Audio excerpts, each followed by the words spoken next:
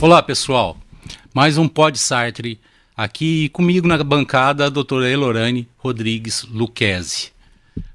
Doutora Elorane é uma advogada criminalista, né, trabalha, é sócia proprietária do escritório Lucchesi e Anjos, onde tem diversas especialidades lá. Mas ela atua principalmente na área criminal. E vem atuando, e vem se mostrando e se destacando nas redes sociais como uma defensora que trabalha a advocacia humanista, que trabalha e dá assistência às pessoas, aos familiares desses reeducandos, de uma forma assim muito particular, muito pessoal, e vem despertando muito interesse desse pessoal que necessita da advocacia, da defensoria criminal. Como vai, Lorane? Tudo bem? Tudo bom? Boa noite. Queria que você contasse pra gente, né? Porque você simplesmente apareceu. E quando você apareceu ali na frente da penitenciária, não teve constrangimento nenhum, começou a atuar justamente nessa área aonde você se destacou nas redes, vem se destacando, muito que mostrando as suas audiências virtuais, as presenciais quando você vai, falou, mais um atendimento.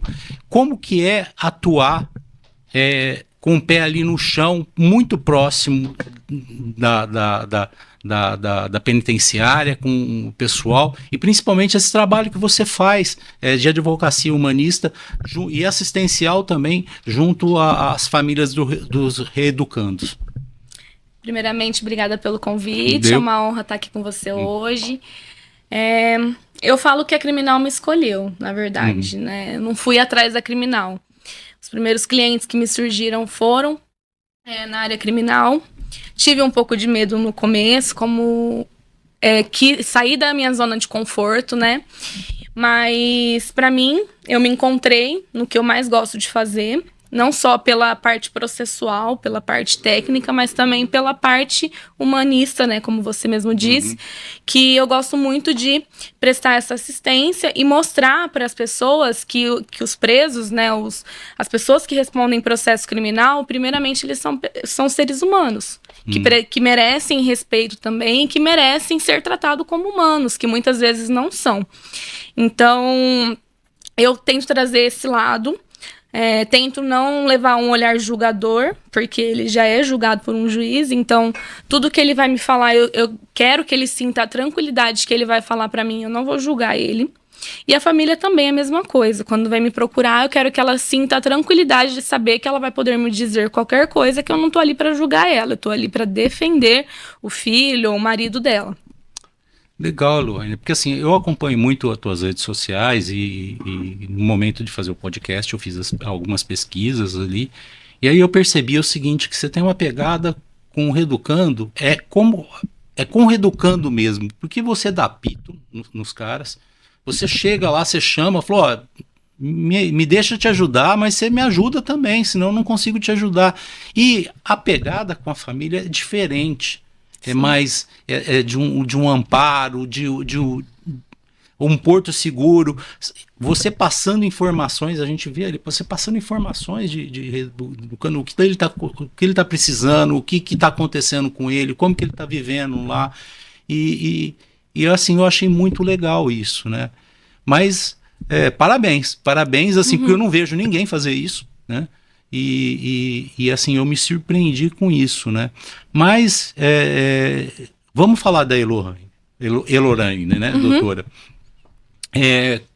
O que te levou, assim, você tinha já, a gente percebia que já você tinha um dom para o direito, né, para a defensoria, mas o que te levou a querer escolher a área criminal? Você chegou a falar que os primeiros clientes. A área criminal te escolheu, né? Mas... Sim.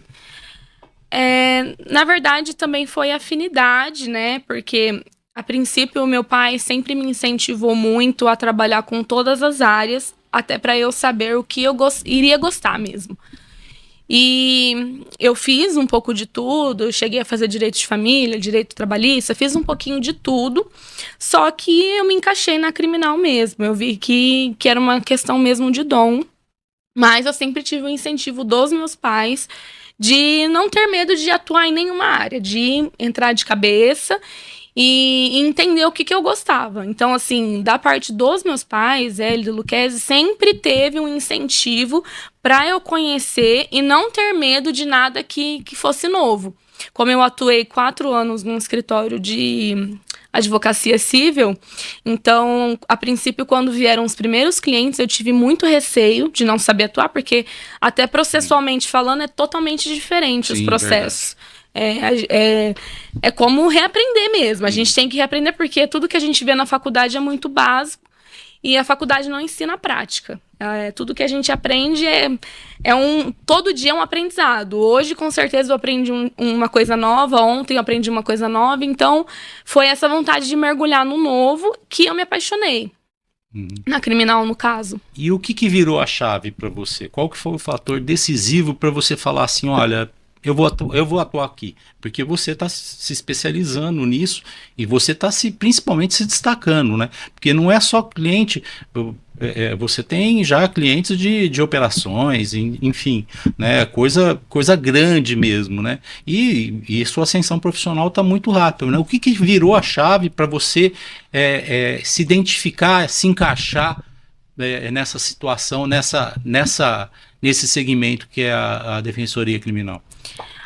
A criminal, ela me traz uma satisfação pessoal, na verdade, porque o que eu mais gosto na criminal é perceber que eu faço a diferença de alguma forma na vida daquela pessoa. Então, me traz uma satisfação, né? Porque eu lido com o segundo bem mais importante da pessoa. Primeiro é a vida, segundo é a liberdade. Então, as pessoas, elas me tratam com um respeito que eu gosto muito, entendeu? Eu gosto muito de fazer a diferença na vida da pessoa.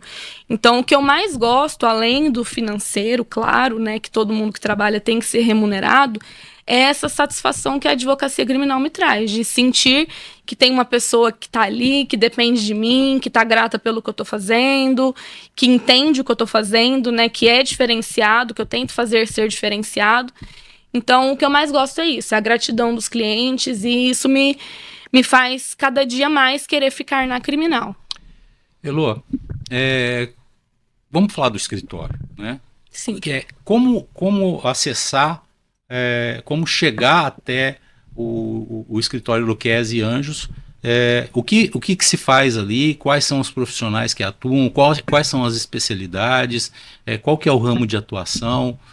Conta mais pra gente, aonde que encontra as diversas especialidades ali. Fala mais do escritório pra gente. Hoje o escritório fica no edifício Bradesco, que é lá no centro daqui de Ribeirão Preto mesmo.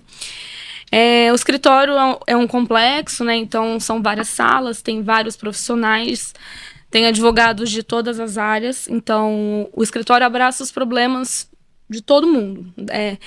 Eu faço a criminal, meu marido faz família, meu pai está comigo na criminal também, ele me dá suporte em grandes operações, tem advogado trabalhista, tem advogado previdenciário, então a gente tem tudo. Hoje, quando um cliente chega em mim, eu já tenho para quem passar, se eu não puder resolver. E vice-versa, ali a gente lida com uma parceria, e o que a gente pensou inicialmente com o escritório foi trazer profissionais novos para que a gente pudesse se apoiar mesmo nesse início de carreira e nesse começo de jornada mesmo. O que eu vejo que assim, é o pessoal bastante novo, né? Engajado, né? É o pessoal bom tecnicamente e que atua ali. Mas onde que fica o escritório físico? O escritório físico fica no centro, fica no coração de Ribeirão Preto, próximo à Cafeteria Única, no calçadão de Ribeirão Preto, é bem próximo de tudo, é um lugar de fácil acesso, portaria 24 horas, então é um lugar muito bom, muito bem localizado. Ali o edifício Bradesco, isso? Isso, edifício Bradesco. Então, ele fica no quadrilátero ali, no quarteirão paulista ali. Sim. Então, assim, tá realmente no coração de Ribeirão Preto mesmo, né? Sim. Elô, vamos falar um pouco de presídio, né? Como que tá essas questões, né, de presídio, né, para uma advogada, mulher, Sim. nova, que está começando e está com a sua carreira em ascensão?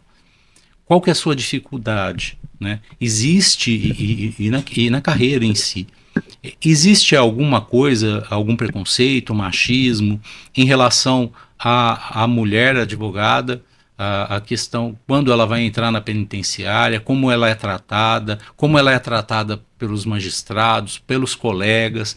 Conta como que esse meio, quais são as suas dificuldades? Como toda profissão, sempre tem um pouquinho mais de dificuldade por ser mulher, com toda certeza.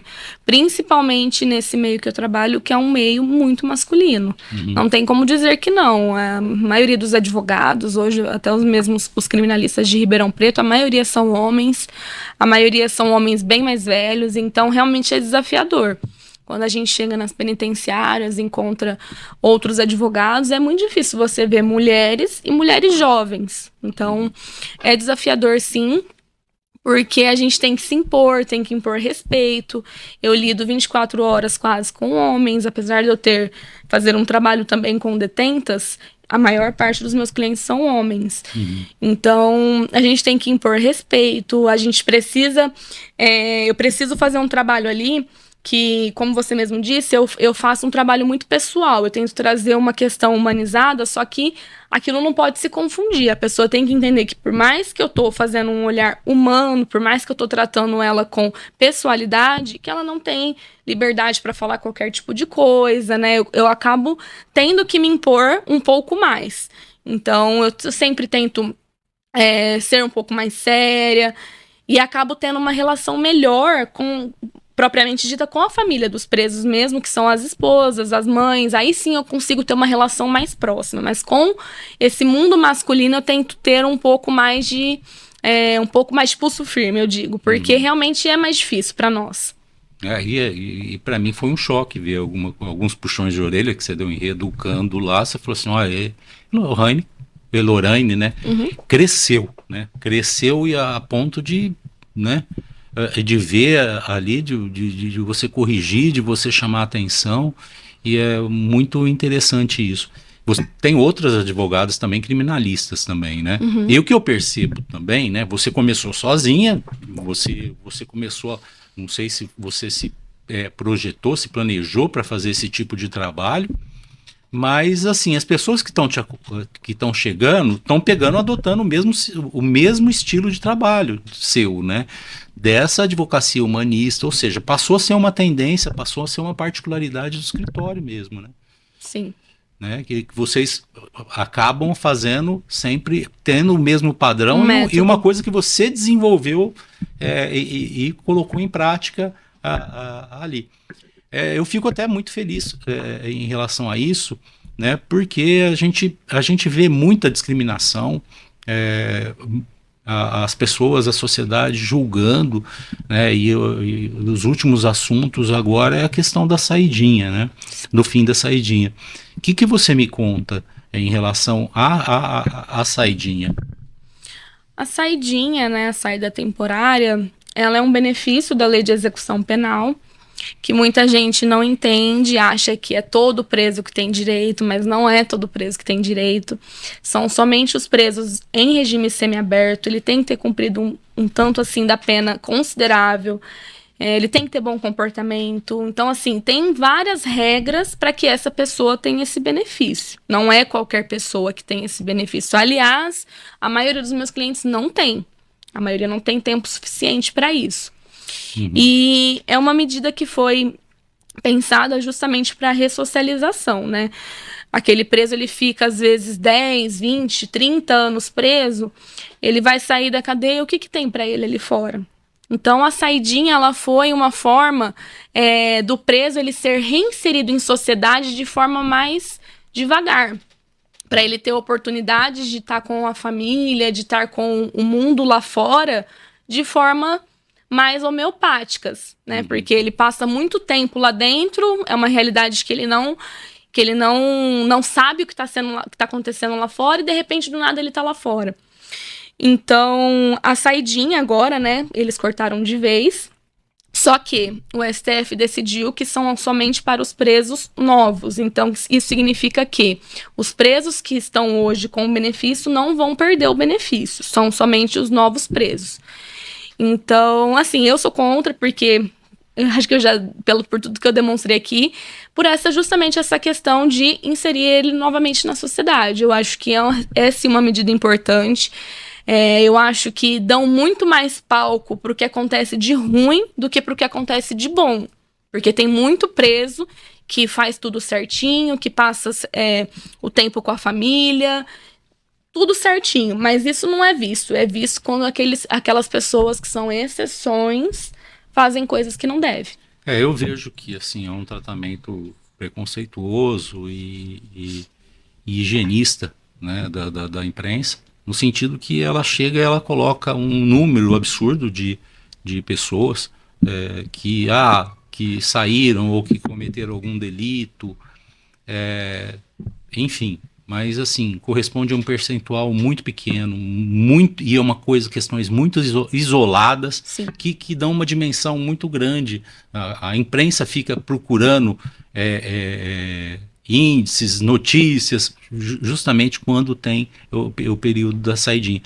Eu vejo também, Elo, que na questão do Congresso, a discussão, e também lá no Senado também, faltou habilidade também, né? Eu vejo assim que poderia ser melhor rediscutido o projeto da saidinha, ter melhorado algumas situações. Olha, um homicida não pode ter, ou ter umas situações diferentes na questão da saidinha, né? Poderia ser rediscutido, ter ganhado tempo, mas parece que não tinham vontade mesmo de atuar, né? Mas infelizmente, né? Porque a gente vai acabar criando bichos lá dentro, né? Então, quando sai, então, a pessoa pode até perder o vínculo, né, com a família. Inclusive, isso aí é muito ruim, né? A pessoa sair do presídio e não ter para onde ir, né? Porque a família pode perder o vínculo, que é mais difícil, mas ele também perdeu o vínculo, do tipo, olha, já, né?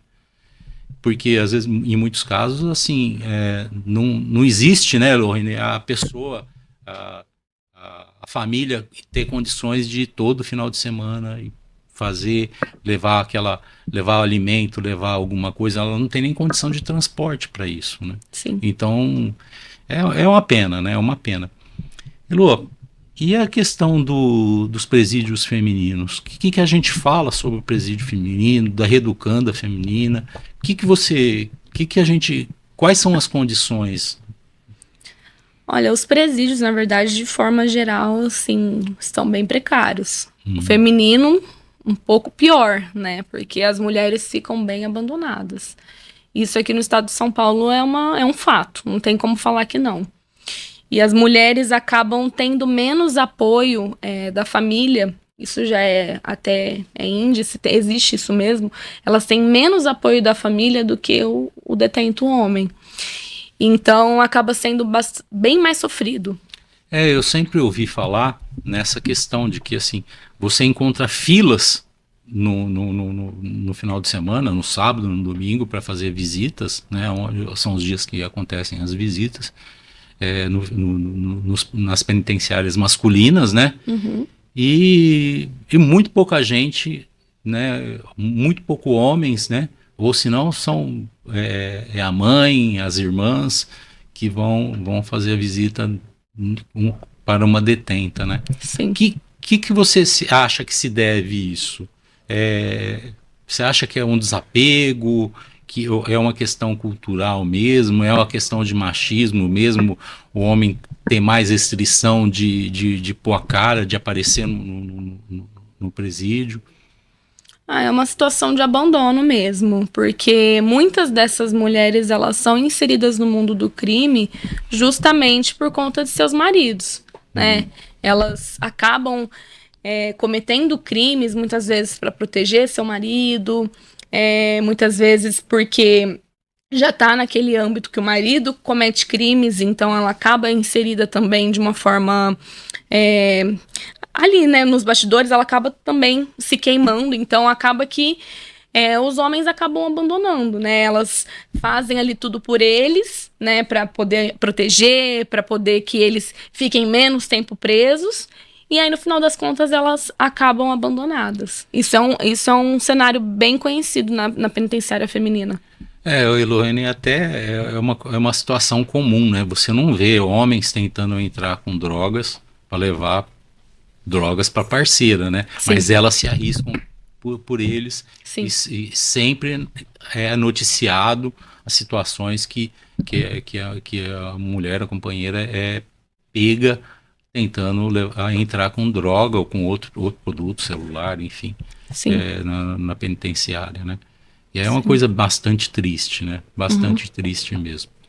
Em relação vamos entrar um pouco nas esferas acima aí, né? Que são os tribunais acima. O que você me diz assim do poder regulador do STJ, do STF, do STJ na questão dos méritos, né?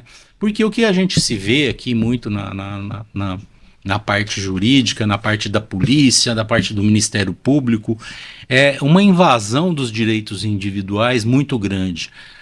Forçam a barra no último em relação à questão de flagrante, né? Como que você vê isso e como que você atua? Eu imagino o seguinte, porque o Tribunal Paulista, eles chamam o Tribunal Paulista até com uma forma pejorativa, né? O Tribunal Paulista não tem jeito, passa por cima da Constituição, não respeitam as regras de investigação, de flagrante, e ele fala assim, é uma lei aqui que chega lá no STJ, o STJ corrige, ou passa do STJ, o STF corrige também, e volta aqui, e eles cria uma situação de falar na imprensa do seguinte, a gente prende o STJ, o STF, solta.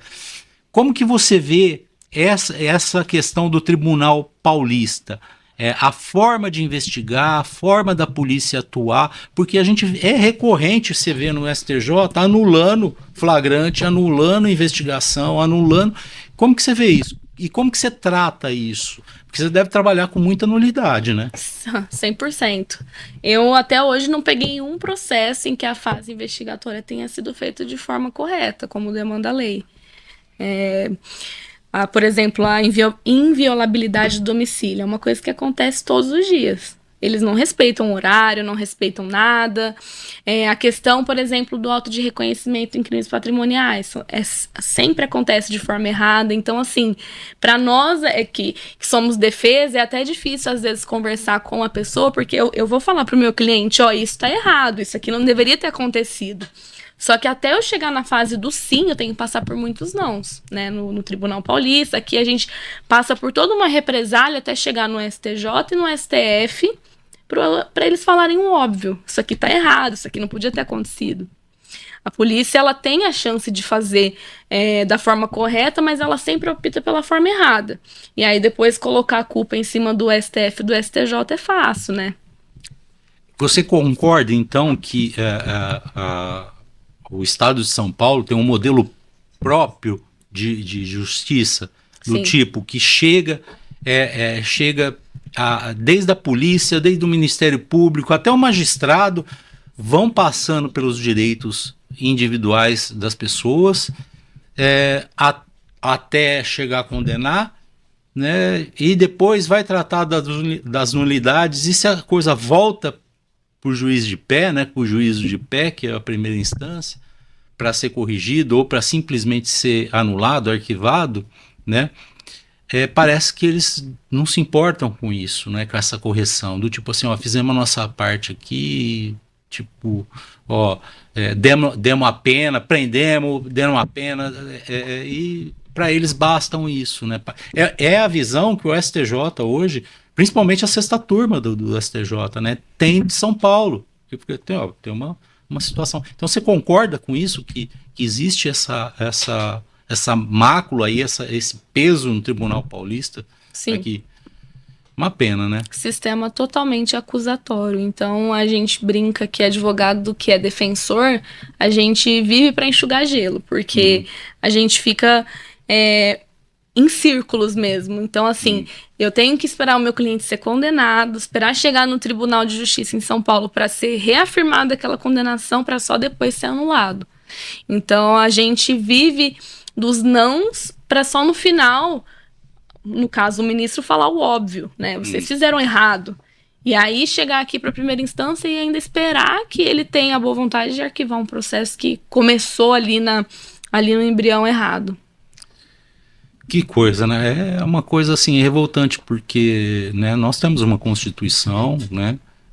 Temos a forma, temos os protocolos corretos para ser seguidos e parece que ninguém se importa com isso, né? E não que não deva fazer justiça, sim, deva fazer justiça, mas assim, eu sou uma pessoa que acompanha muito, sou muito curioso em relação à questão da advocacia, né? Eu sempre estou lendo lá o Jus Brasil, estou lendo lá o Conjur, o Migalhas, e assim, eu me interesso muito por esse assunto, né? E invariavelmente a gente vê que a situação de São Paulo e Curitiba, né, e o Paraná é assim. Até muitos analistas jurídicos falam, com o apogeu da Lava Jato, né, falam que São Paulo pegou o modelo do Paraná. É o contrário, né? O Paraná pegou o modelo de São Paulo e na figura do Sérgio Moro deu toda aquela coisa, porque o Tribunal Paulista sempre trabalhou quieto, né?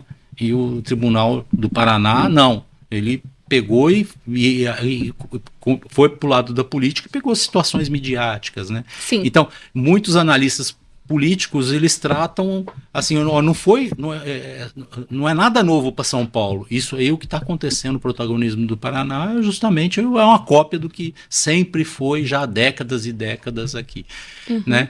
E você acha, e isso está cada vez mais forte? Você acha que isso está diminuindo? Cada vez mais forte. Eu não acredito que tenha melhorado, não. Pelo menos não na minha geração. É realmente muito difícil advogar no estado de São Paulo, principalmente sendo defensora. É uma pena que isso aconteça, né, no estado de São Paulo, porque essa é uma situação que afeta muita gente, afeta muito pessoas de todas as cores, de todas as raças. Mas vamos entrar numa outra situação. Sim. A justiça para negro e mulher.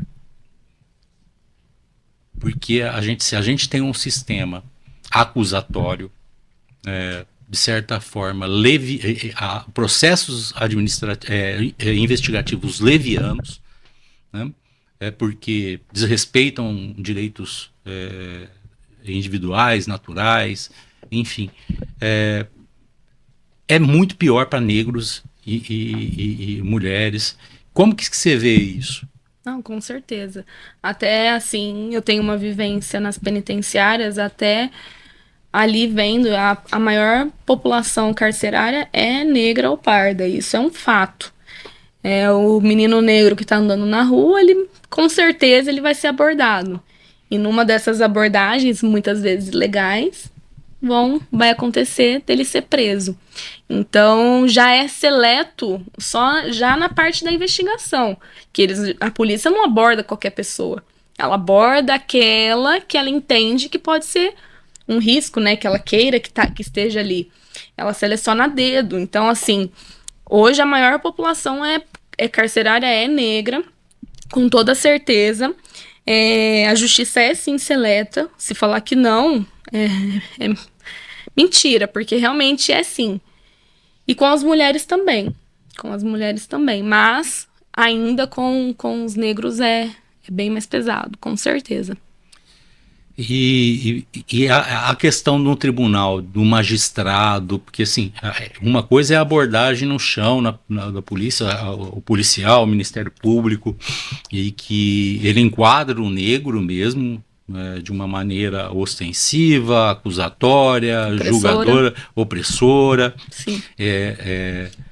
Parece que eles sabem quem eles possam pegar, mas também quando existe alguma coisa também, a forma de fazer a abordagem também é totalmente errada, né? Sim. Então, E quando chega isso no magistrado? O magistrado também endossa isso, entra nisso, ou porque em processos normais, criminais, né, onde não tem essa questão racial, o magistrado parece que fecha os olhos para o que o policial vai falar, o que ele fez, os atos, o Ministério Público, o que o Ministério Público também faz em termos de investigação, ele deixa para lá e vai tocando, né? Parece que ele não quer se dispor, parece que é uma coisa só, né? A Justiça Pública, polícia são coisas no mesmo local de departamentos diferentes ali, né?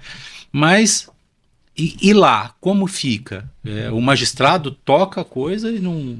Magistrado, é muito comum você ver até a forma com que eles tratam testemunha de acusação e testemunha de defesa, por exemplo. Porque os policiais vão ali para uma audiência como testemunha de acusação. Então, ali só na forma da tratativa, em que o magistrado deixa passar ali as contradições, deixa passar situações que claramente houve... excesso por parte da polícia, houve ilegalidade, o magistrado simplesmente deixa passar.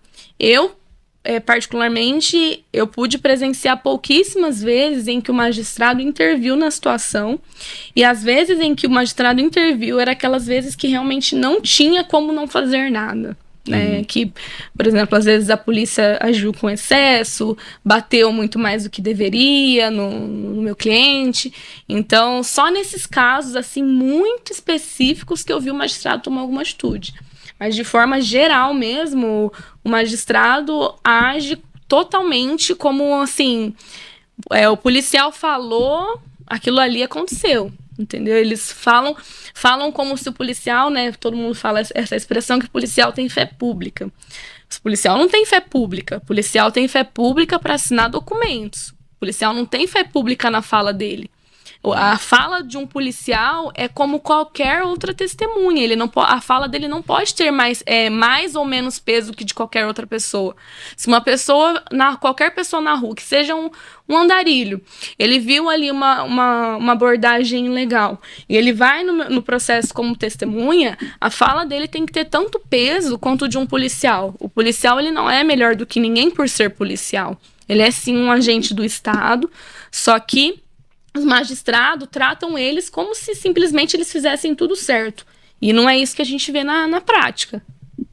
É uma pena porque passado uma abordagem errada, muitas das vezes isso passa pelo magistrado, passa pelo TJ, aí chega ou no STJ e volta tudo para cá. É uma perda de recurso, é uma perda de trabalho, enfim, é uma coisa que, ou seja, né, fica numa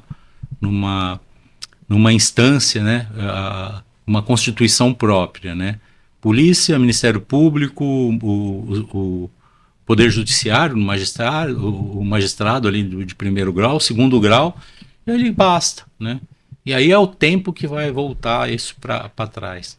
Mas, Elô, fala para mim, assim, dos casos mais que te mais chocou. Que nessa sua carreira que você vem iniciando, que você vem iniciando, o que mais te chocou que você... Olha, todo dia a gente fica chocada com uma coisa diferente. Essa é a verdade. Mas eu acredito que vai passando o tempo, a gente faz até meio que um trabalho psicológico. Então a gente consegue extrair da pessoa mais profundamente aquilo que aconteceu. Então eu acho que eu já tô, assim, numa fase em que eu consigo entender melhor e consigo tirar melhor daquela pessoa as palavras do que realmente aconteceu. Eu acho que quando a gente não tem tanta experiência no começo, a gente acaba não conseguindo extrair aquilo que a gente precisa saber para o processo. Então, eu acredito que agora os meus clientes, eles falam mais abertamente do que aconteceu e eu, em contrapartida, tento ouvir sem julgar mesmo, sem olhar como uma mera pessoa da sociedade, eu tento ver como uma pessoa que vai ali, vai fazer uma defesa técnica e não tá ali para julgar ele. Então, recentemente aconteceu uma situação comigo. Eu fui para a penitenciária de Serra Azul semana passada, conheci um cliente lá. E, na verdade, era para atuar na execução de pena, não é nem para atuar no processo dele. O processo dele já tem mais de 15 anos, na verdade. Mas ele decidiu me contar abertamente sobre o crime. Ele se sentiu seguro para me contar 100% o que aconteceu. E foi um crime bem chocante, porque ele matou a esposa e a sogra. Uhum. Então, ele me falou abertamente. Então, assim, eu fiquei, assim, meio que em choque, porque eu não tenho o que falar, né? O cara já veio me contando, chorando, expressando a emoção dele sobre o que ele pensa sobre, e eu não tenho que falar o que eu penso sobre o que aconteceu. Várias vezes ele falava assim, desculpa estar te falando isso, porque você é mulher. E eu falava, não se preocupe com a minha opinião, porque você já foi julgado por um júri, você já teve a sua sentença por um juiz e não cabe a mim julgar o que aconteceu. Então, eu quero saber aqui hoje, na sua fase de execução pena, porque você já está 15 anos preso, como que eu vou poder te ajudar com os benefícios da lei de execuções penais?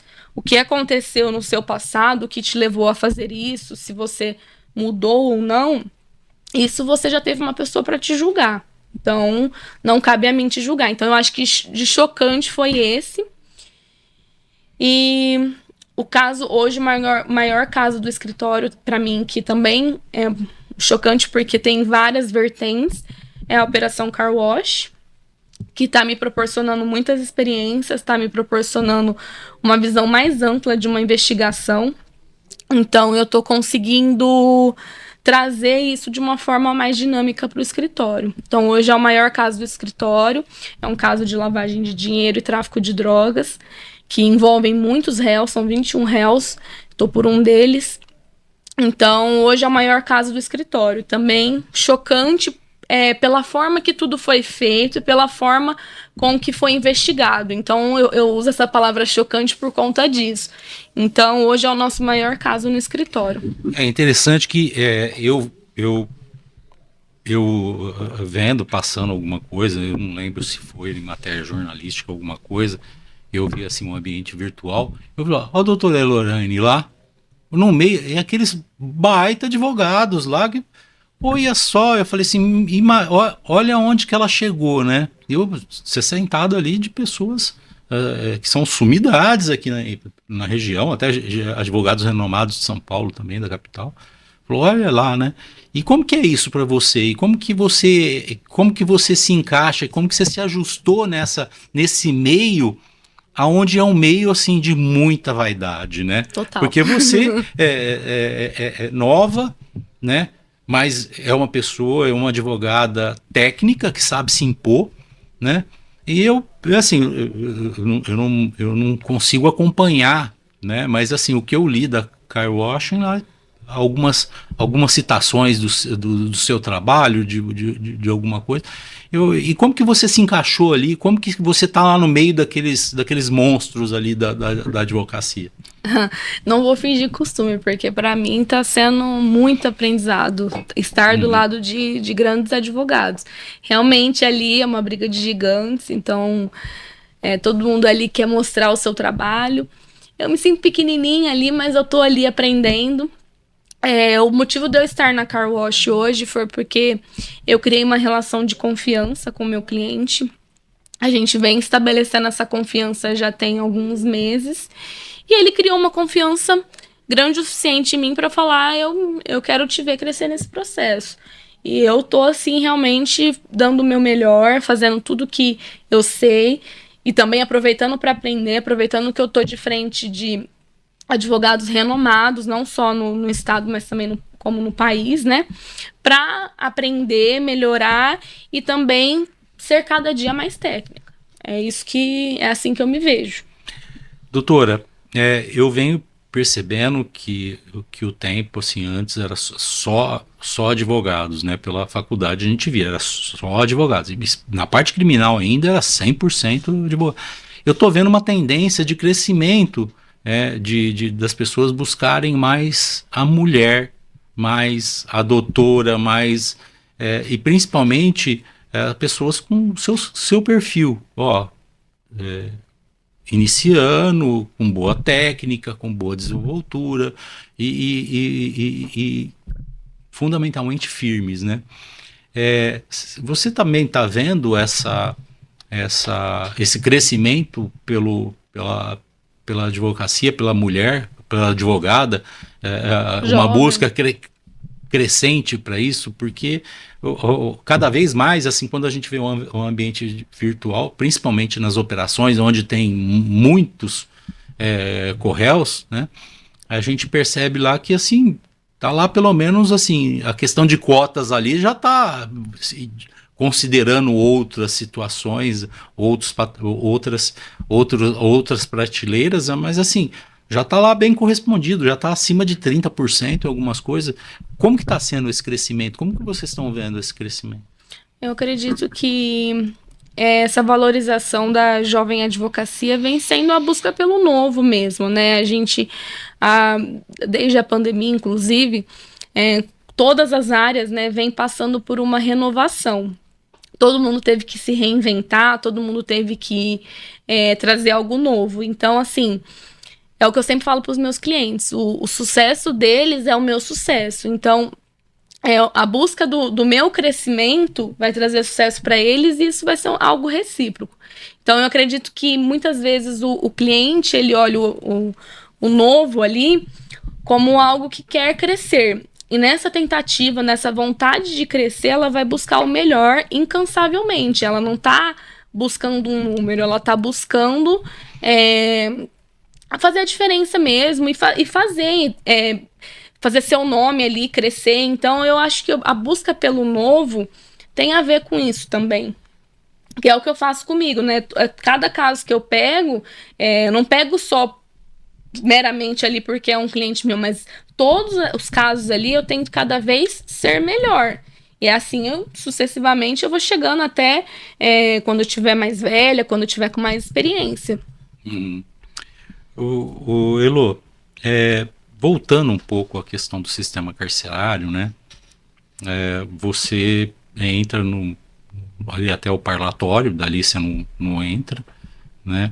Mas você tem os relatos dos presos, né? E das presas em relação às condições do presídio. Como que está essa questão de superlotação, essa questão da higiene, do saneamento básico? O que eles recebem quando um preso entra? O que ele recebe que é dele, que é individual dele, que fica sob os para cuidados dele? Como que é isso? Né? Ou a família tem que ficar suprindo muito a questão desde como alimento, como que funciona lá isso? Como que está esse sistema? Como que funciona? Como que está o habitat lá, né, em relação a essas penitenciárias aqui no estado de São Paulo? Porque a gente tem um parâmetro aqui. Se aqui estiver bom, né, vai estar muito pior em outros estados. Com certeza. Né? Agora, se aqui estiver mais ou menos ou tiver ruim, aí a gente faz uma projeção muito triste, né? Muito em relação a isso. Como que você vê essa situação? De forma geral, os relatos são bem tristes mesmo. É um cenário de esquecimento mesmo. Totalmente a família que mantém o preso lá. O preso, ele recebe, assim, um uniforme que ele vai usar lá, quando ele chega. Se tiver um pouco mais frio, talvez uma coberta, alguma coisa assim, mas assim, o básico do básico. O preso que chega ali na penitenciária, ele tem que, se ele não tiver familiar que for atrás para fazer a carteirinha, para ir visitar, ele já tem que ali fazer contatos com outros presos para conseguir o básico, como sabonete, pasta, um alimento, porque eles fazem poucas refeições no dia, então assim, eles precisam ter alguns alimentos. Então assim, se ele no começo ali, principalmente os 10 dias que a gente fala que eles ficam de RO, que é uma espécie de quarentena, que os presos ficam antes de se misturar com os outros. Se ali naquela fase dos 10 dias ele não fizer nenhuma amizade, não ter nenhum familiar que consiga fazer a carteirinha rápido, ele com certeza vai passar dificuldades, inclusive higiênicas. O que é RO? O RO é um pavilhão, né? Um pavilhão assim, é uma cela, é um local que eles ficam separados do convívio de todos os outros. É regime de observação, isso? Isso, regime de observação. Eles ficam ali para saber se eles não estão com nenhuma doença, para poder misturar ele com os outros presos, para ele passar por aquele procedimento de raspar a cabeça, enfim, eles ficam ali 10 dias e aí sim depois eles descem para o convívio com os outros presos. Geralmente esses 10 dias são os piores, porque muitas vezes a família ainda não está sabendo se já foi preso, para onde foi, aí tem esse procedimento para poder fazer a carteirinha e aí não consegue fazer tão rápido, então acaba sendo ali pro preso mesmo os piores 10 dias. E aí depois ele desce pro convívio. O que é pior? Que você vê as duas faces. O que é pior? É a vida do preso em si ou dos familiares? Quando que a questão assim é a primeira vez? De uma pessoa que adentra no presídio? O que é pior? Esse período de quarentena ou a questão de família, se tratando de mãe, esposa e filhos? Eu, na minha opinião, tá? Uma opinião pessoal, eu acredito que pro preso é pior. Porque tem muito familiar, isso é muito comum. Que a família do preso, ela já vive um contexto de familiares presos. Se ela não teve o marido, ela teve o filho, ela teve o irmão. Então, assim, muitas vezes a família, ela já tá meio que, não vou falar essa palavra, mas acostumada a lidar com aquilo. Agora, o preso, principalmente o preso que é preso a primeira vez, para ele é um choque de realidade, entendeu? Porque muitas vezes ele vai preso e sai na delegacia. Na hora que ele chega ali no cárcere, que ele vê o que é aquilo ali, ele leva um susto, né? E ali os presos mesmo falam isso e é verdade, ali o tempo não passa, né? Então, assim, eu acredito que seja um pouco pior. Mas para a família não tem como dizer que também não é maçante, porque tem que fazer comida, tem que comprar as coisas, tem que visitar. Então, assim, a família sofre muito também, muito. Com certeza. Elô, a gente já chegou aí a 50 minutos, né? Passou rápido, né? Mas vamos voltar a falar sobre o escritório, né? Das especialidades. Você faz a criminal, quem que faz a civil, quem que faz a trabalhista, se alguém faz previdenciário, o que o escritório Lucchesi e Anjos proporciona aí para quem precisar da parte do direito, principalmente, né, de uma defensora criminal como você. Olha, hoje no escritório eu faço a criminal. O meu pai está comigo também na criminal, ele trabalha comigo nas grandes operações. E ele tem o meu marido que faz a parte civil, a parte contratual, a parte de família e a parte de previdenciário, que também conta com o apoio do meu pai. Tem o João Paulo, que é advogado trabalhista. Tem a doutora Andresa, que também é advogada trabalhista. Agora está chegando uma outra advogada criminal. Então, assim, a gente tem um pouco de tudo mesmo, lá no escritório. E está lá na São Sebastião, né? No edifício Bradesco. Isso. Qual que é o andar? Segundo andar, sala 211. Ó, olha para lá e fala sobre as suas redes sociais. Sim. Faz o teu marketing. Sim. Tava falando aqui das estagiárias, eu também hoje estou com uma equipe de 3 estagiárias, graças a Deus, muito boas, a Amanda, a Alexia e Leandra, estão me ajudando muito. Vou pedir pro pessoal me seguir nas redes sociais, Elô Lucchesi, lá eu posto tudo do meu dia a dia, o que acontece da advocacia criminal, pelo menos tento postar tudo que dá, porque realmente é muito corrido, mas eu tento postar tudo lá porque eu tento mostrar como é minha rotina. Peço que me sigam nas redes sociais. Vai ficar o meu @ aqui, Elô Lucchesi. E também me visitem para tomar um café lá na rua São Sebastião 506, salas 211. Vamos lá tomar um café, bater um papo. Eu adoro receber gente no escritório. E vai ser muito interessante ter vocês lá comigo. Doutora Elorane. Isso. Foi um prazer de você estar aqui, de você prestigiar o meu trabalho também. E eu me sinto honrado de você estar aqui, porque assim, te vi você pequenininha, crescendo, e cara, que legal, que legal. Eu que me sinto honrada. Muito obrigado pelo convite. Somos dois aqui, Sim, tá bom? Muito obrigada. Muito obrigado. Pessoal, terminando mais um Pod Sartre, todas as segundas-feiras, no YouTube, na rede YouTube, o nosso programa. Até mais e até lá.